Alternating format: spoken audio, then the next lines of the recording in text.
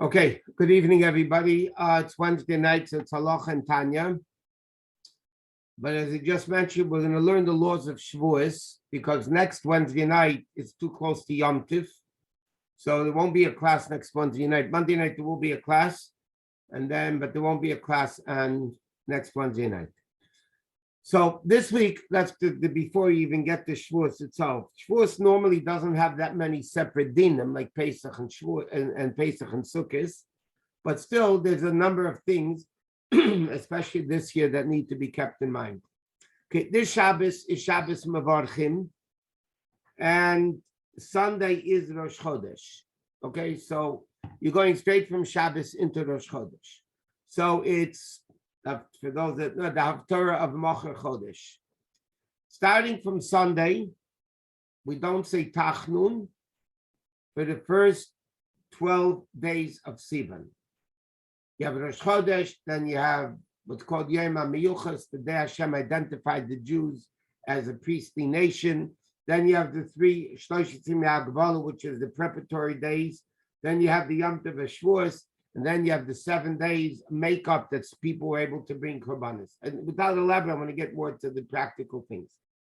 So bottom line is, starting from this Sunday, or Shabbos really, but starting from Sunday, there is no Tachnun through the 12th day of Sivan.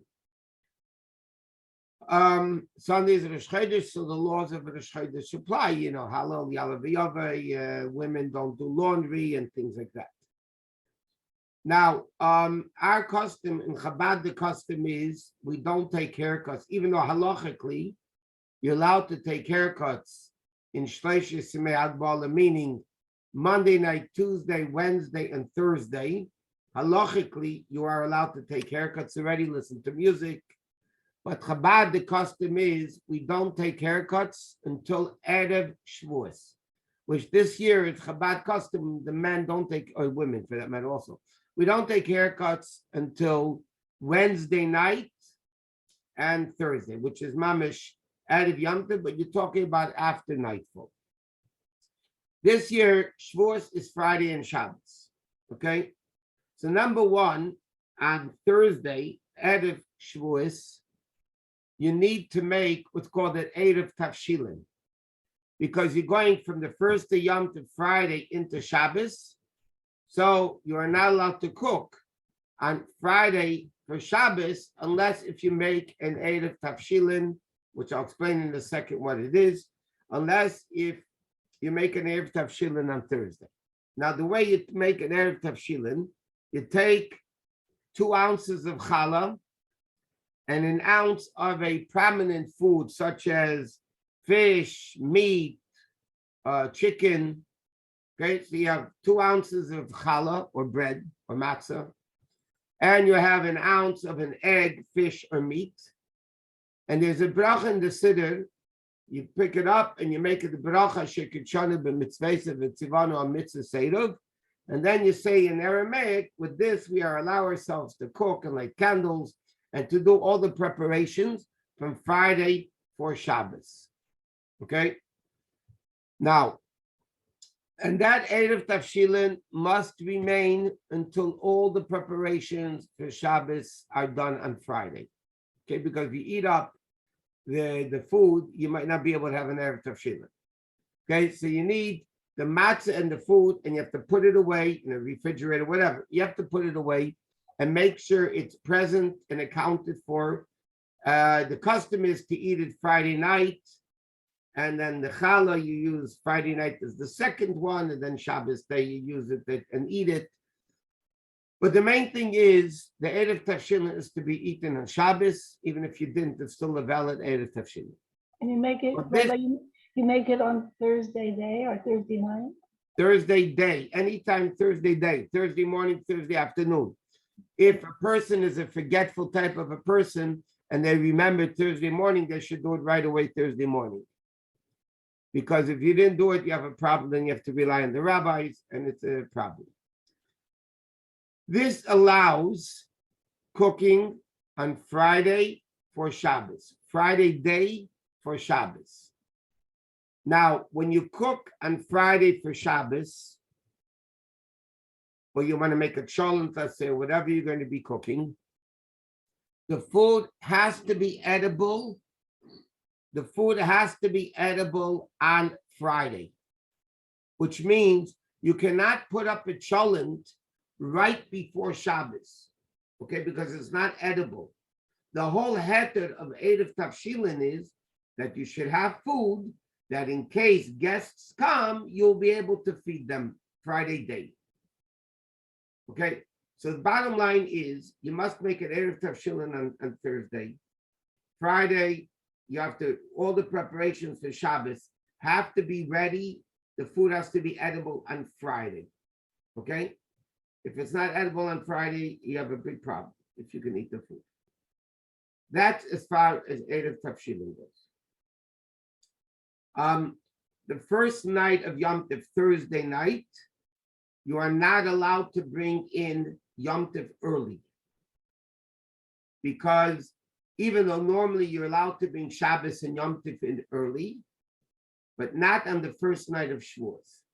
The reason why you're not allowed to bring in Yom Tov early, because the Torah says about the 49 days of the Omer, it has to be complete days. Sheva, Shabbos is Tmimis, Tehiyyan, it has to be complete days. If you're going to bring Yom Tov in early, you're taking away from the completeness of the day. So therefore, Yom Tov, the Thursday night of Shavuot, the first night, you're not allowed to daven Ma'ariv early.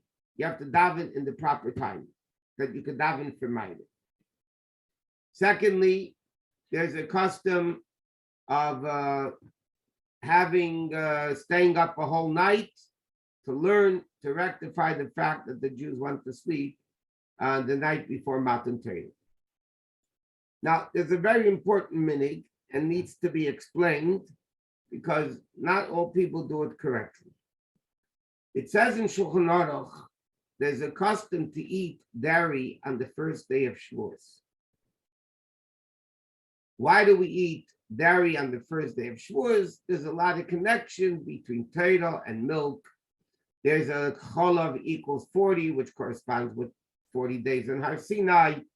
Har Sinai in Tilim is called Har Gavnunim, Gavina is cheese. There's a lot of reasons. The Rebbe has a very interesting reason why we eat dairy on the first day of Shavuot. And the Rebbe writes, it says in the Sikha, and it's printed already, that because the Torah was given on Shabbos. Okay, Torah was given on Shabbos according to all opinions. We mentioned this Monday night in the class. Torah was given on Shabbos. Now, on Matan Torah, the Jews actually finalized their ultimate conversion to Judaism. Before Matan Torah, the Jews did not have a din of Jews. They had a din of called B'nai Noach. They were not Jewish nation yet. So even if they kept kashrus before, which is questionable, that the Shvatim, the Avis kept the Torah, whether the 12 tribes did, it's questionable. But even if you hold that the 12 tribes kept kosher before Matan Torah, the problem was if they shechted meat before Matan Torah, before they were full-fledged Jews, it wasn't a valid shechita for after Matan Torah. Now Yom Tov, you're allowed to shech, but the Torah was given on Shabbos. So now the Jews are becoming full-fledged Jews on Shabbos. What are they going to eat? They can't eat meat because the shechita, you can't shecht on Shabbos, and the shechita they did prior to Matan Torah was not valid for afterwards. So therefore, the Rebbe writes, the bottom line of what did they eat? They eat dairy. And that's why the minig is to eat dairy. Now, the Alter Rebbe writes in Shulchan Aruch that on Yom Tov there's an obligation to eat meat. And therefore, what does Alter Rebbe right to do?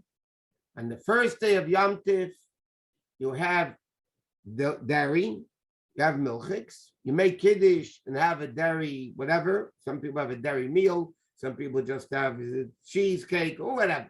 You have milchiks.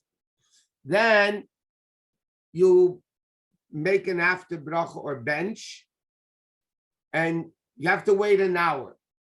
Now, like this, From the time you finish eating dairy until you eat meat, according to our custom based on the Zayat, you need to wait an hour.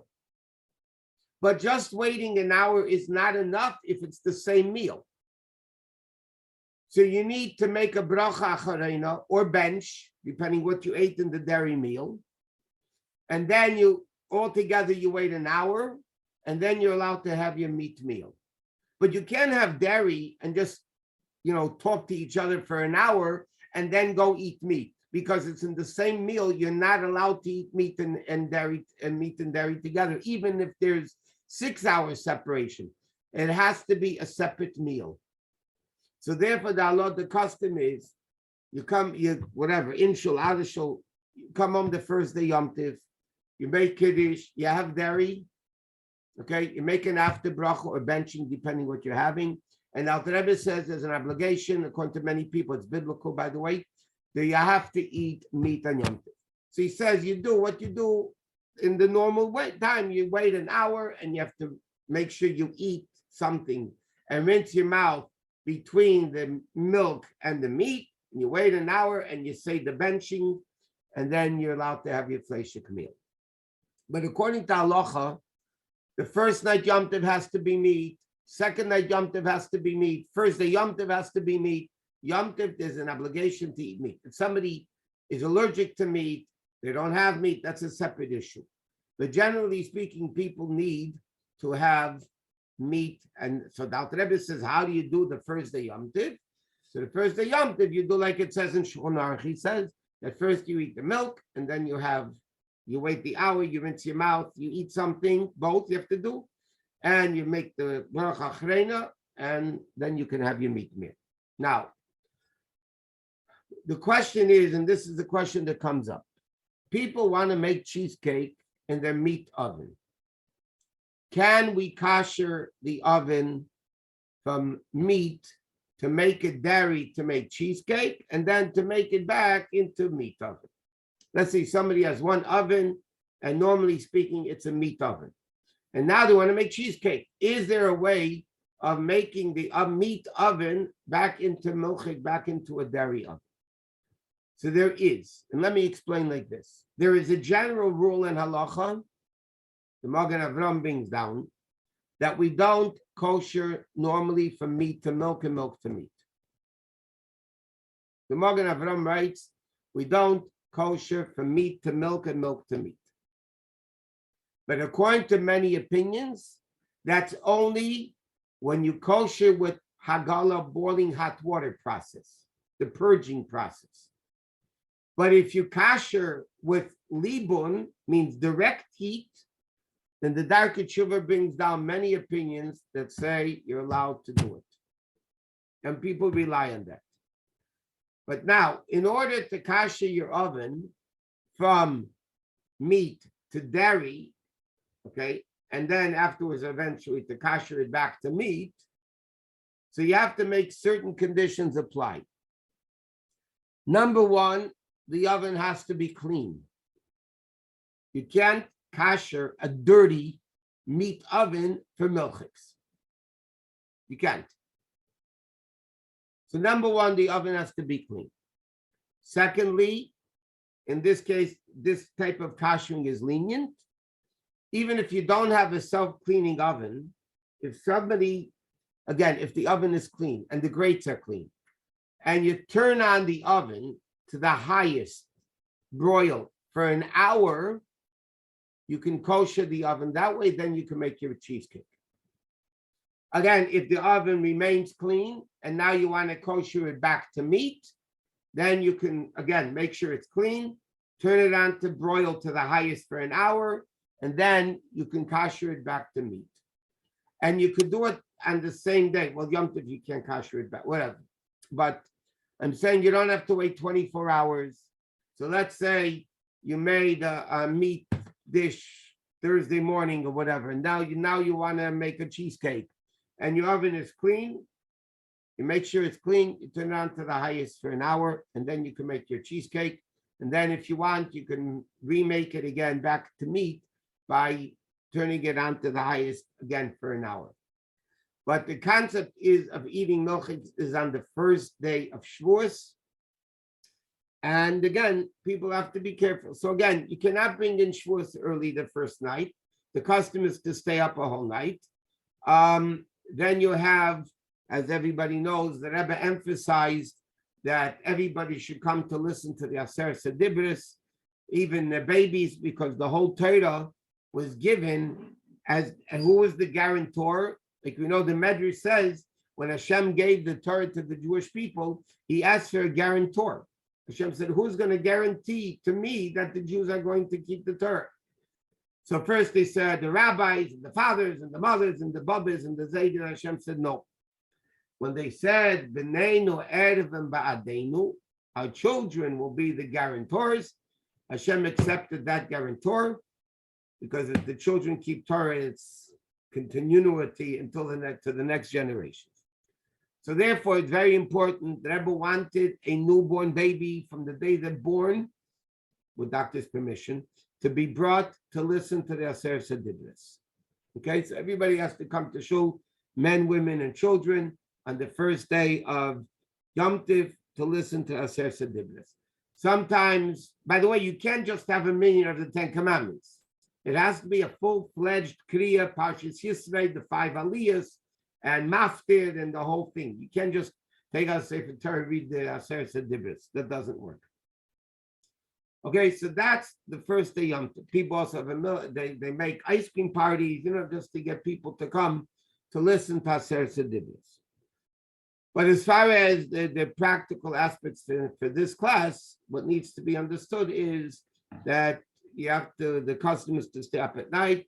You need to eat the dairy the first day Yom Tov. You need to come to listen to shul to listen to Aser Sedibris, and then you have the first day Yom Tov. Second night of Yom Tov is Shabbos.